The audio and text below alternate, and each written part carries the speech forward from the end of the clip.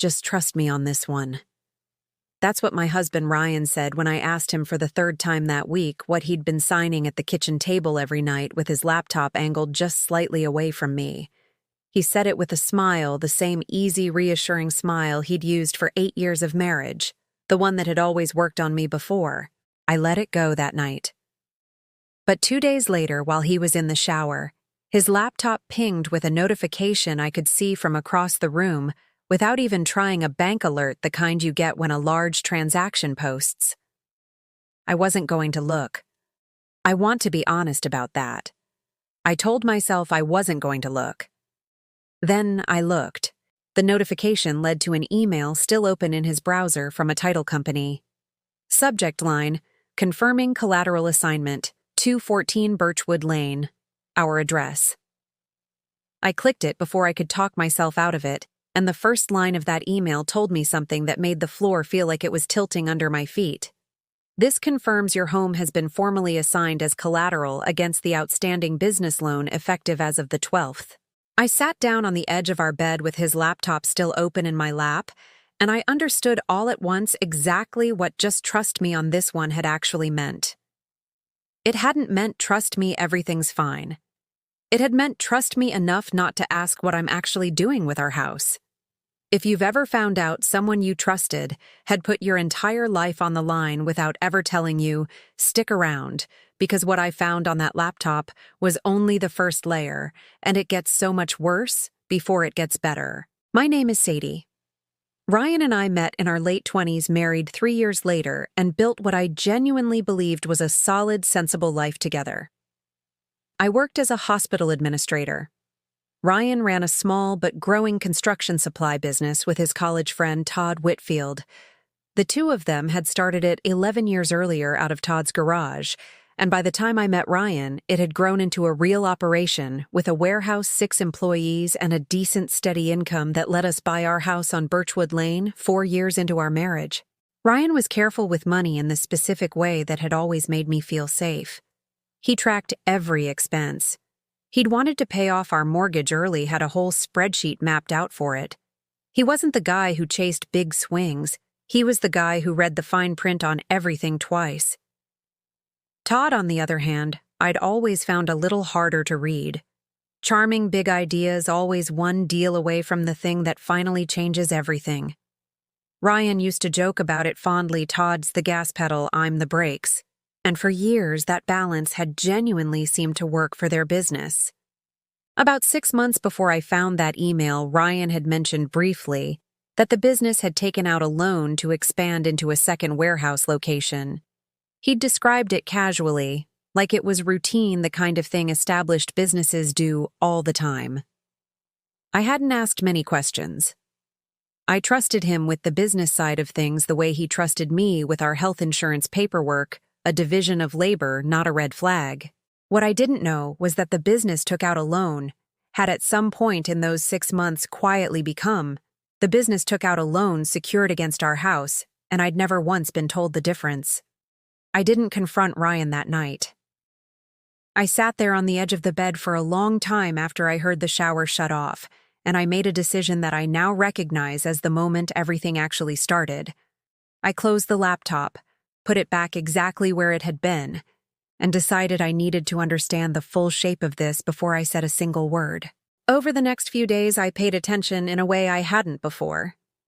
I noticed Ryan had started taking calls in the garage instead of the kitchen door shut, voice low. I noticed a stack of mail on his side of the desk that he'd started intercepting before I got to it, something he'd never done in 8 years of us sharing a mailbox. I found my way back into his laptop 3 nights later, this time deliberately, while he was out at what he called a supplier dinner. His password hadn't changed in years, our anniversary date, something I'd always found sweet, and now found almost unbearably ironic. The collateral assignment email led me to a folder labeled simply Loan Docs 2. Inside it, a business loan agreement for $34,000 taken out 4 months earlier with our house listed as secondary collateral. A detail buried on page 11 of a document that ran nearly 30 pages, the kind of thing you'd only catch if you were specifically looking for it. There was also a personal guarantee, Ryan's signature at the bottom, dated the same week he'd told me about the loan for the second warehouse.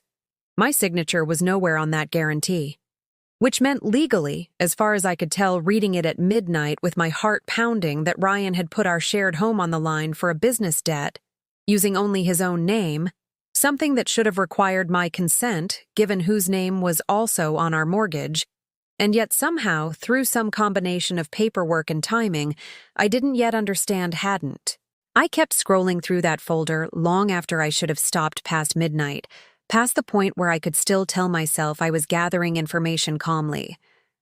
There was a timeline document apparently drafted for the lender listing key dates, the day the loan was approved, the day the collateral assignment was recorded, and a projected date 8 months out, by which Ryan believed he could stabilize and potentially release the residential lien. 8 months. He'd already mapped out an entire 8-month window of me not knowing, with a target date circled for when he might finally let me in on what he'd done with our home. I found one more thing that night that made my stomach drop even further. A second folder, more recent, dated just 2 weeks earlier, titled Todd Buyout Terms. I didn't open it yet. I closed the laptop and sat in the dark kitchen for a long time, listening for the sound of Ryan's car in the driveway, trying to figure out how a man who read fine print twice had let this happen to us without ever once explaining it. I opened the Todd Buyout Terms folder the next morning after Ryan left for work, and what I found there reframed everything. It wasn't a routine expansion loan. It was a rescue. Todd, it turned out, had made a series of bad decisions over the past year, overextending on inventory missing payments to 2 major suppliers, quietly running the business's cash reserves into the ground while telling Ryan everything was handled. By the time Ryan found out how bad it actually was, the business was weeks from losing its supplier contracts entirely, which would have meant losing the whole operation, including Ryan's own stake in it. The $34,000 loan wasn't for a second warehouse at all. It was to cover the debts Todd had already run up, structured as a business loan, because a straight personal loan of that size, in Ryan's own words in an email to the loan officer, wouldn't have been approved fast enough to stop the supplier contracts from being pulled. The buyout terms folder contained draft paperwork for Ryan to fully buy Todd out of the business, using in part the very loan that had our house attached to it. Todd would walk away with a modest settlement and no further liability. Ryan would keep the business, the debt, and apparently the risk to our home entirely on his own shoulders. I called my sister, a paralegal I'd leaned on for smaller things over the years, and read her the collateral language over the phone, my hands shaking. She went quiet for a second before saying the words that made this whole thing feel suddenly terrifyingly real. "Sadie, if that loan defaults, they can move against that property. I need you to get me the actual recorded documents, not just what's on his laptop, because if this went through a title company, the way that email suggests, it might already be filed with the county." It was. I drove to the county recorder's office that same afternoon and pulled the filing myself, my name nowhere, on a document attached to a house I'd lived in and paid a mortgage toward for 4 years. I needed to understand exactly how this had been filed without my consent, because in my mind, that detail mattered as much as the debt itself. This wasn't just a financial risk Ryan hadn't told me about. It was a process that had apparently found a way around me entirely. I went back to the original loan documents with fresh eyes and found the mechanism buried in the structure of the deal. The house wasn't pledged through our joint mortgage. It was pledged through a secondary lien Ryan had filed using his sole ownership stake in an LLC that I discovered digging through old paperwork in our filing cabinet, technically held title to a portion of the property under a business continuity arrangement Ryan had set up years earlier, before we were even married, for tax purposes his accountant had recommended at the time. I'd signed off on that arrangement once years ago in a stack of documents I'd trusted him to explain accurately, never imagining it would someday become the exact loophole that let him leverage our home without my name touching the new debt. I called that accountant directly a man named Phil Ostrander, who'd handled Ryan's business taxes for over a decade, using a story about needing old records for our own filing. Phil, a little too free with information for someone who wasn't supposed to be mentioned, that Ryan had called him 3 separate times in the past 2 months, asking increasingly specific questions about worst-case exposure if the loan went south. Questions Phil said that had made him personally recommend Ryan tell me everything immediately, advice Ryan had apparently thanked him for and then never acted on. I found text messages between Ryan and Todd on a shared family tablet Ryan sometimes used for the business, still logged into an old messaging account he'd forgotten to sign out of. One message from Todd, sent 6 weeks earlier, read, "You sure Sadie's cool with this? That's a big ask." Ryan's reply, "She doesn't need to know the collateral part yet. I'll handle it once things stabilize. She doesn't need to know." 6 weeks of just trust me, while he'd already decided in writing exactly how much of the truth I was allowed to have. There was a longer thread further back that I almost missed scrolling too fast, my hands still shaking from the last message. In it, Todd had pushed back once weeks earlier, writing, "Man, I really think you should just tell her. This is her house too." Ryan's response had taken almost a full day to come according to the timestamps, and when it finally did, it read, "I know. I will. I just need this to actually work first, because if it doesn't, I don't want her carrying the fear of it on top of everything else." I sat with that message longer than any of the others, because for one strange moment it almost softened me, before I remembered that being protected from fear and being denied the truth about my own home were never actually the same kindness, no matter how it had felt to him in the moment he wrote it. I confronted Ryan on a Saturday morning. The recorder's office print out the loan documents, and Phil's account of those calls spread across the kitchen table between us, the same table where he'd been signing papers away from me for months. He didn't try to talk his way around it, not once he saw everything laid out. He sat down slowly, the way people do when they finally understand a performance is over, and told me the truth in a voice stripped of the easy confidence I'd married 8 years earlier. He said he'd panicked when he first found out how deep Todd had dug them, that the timeline the bank gave him to save the supplier contracts had been brutally short, and that in the scramble to structure something fast enough to work, he'd used the LLC loophole because it was the only lever available to him that didn't require my signature, and the delay that would have come with explaining the whole mess to me in real time. I told myself I'd tell you the second it was stable. He said, echoing almost word for word, a phrase I'd heard from someone else's mouth in an entirely different context once before, and the familiarity of that particular lie landed harder than I expected. And then Todd kept needing more time, and the buyout kept getting more complicated, and every week I didn't tell you felt like one more week I couldn't afford to. I asked him the question that mattered most to me in that moment. Did you ever consider even once that I might have wanted a say in whether we risked this house? He didn't answer right away. When he finally did, it wasn't really an answer at all, just an admission, quiet and exhausted, that somewhere in the panic of trying to fix everything himself, he'd stopped thinking of it as our house long enough to treat it like a tool he was allowed to use without asking. I didn't want to lose our home to fix a problem I hadn't been allowed to help solve. So the next morning, I hired my own attorney, a sharp, unflinching woman named Renata Castillo, who specialized in exactly this kind of tangled business and marital property mess, and brought her everything.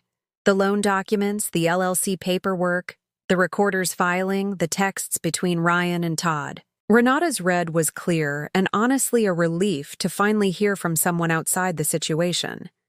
Because my name wasn't on the mortgage side lien, and the property carried joint ownership protections from our marriage that the LLC structure hadn't fully overridden, we had real legal standing to challenge the collateral assignment, not to erase the underlying business debt, which was real and needed solving regardless, but to force a renegotiation that didn't put our actual home on the line. We brought that leverage to the table together, Ryan and I, in a meeting with the lender that Ryan, to his credit, let me lead just as much as him. The bank, facing a genuine legal challenge to the collateral structure, agreed to restructure the loan against the business's remaining assets, and a personal guarantee from Ryan alone, real exposure, but no longer tied to the house I'd spent 4 years painting rooms in and planting a garden behind. The Todd buyout still went through a few weeks later on terms Ryan and I actually reviewed together, this time line by line at that same kitchen table.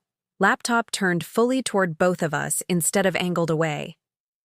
Ryan bought Todd out completely about 2 months after that Saturday morning confrontation, and the business survived smaller, for a while more cautious run now with a level of financial transparency between us that simply hadn't existed before any of this happened.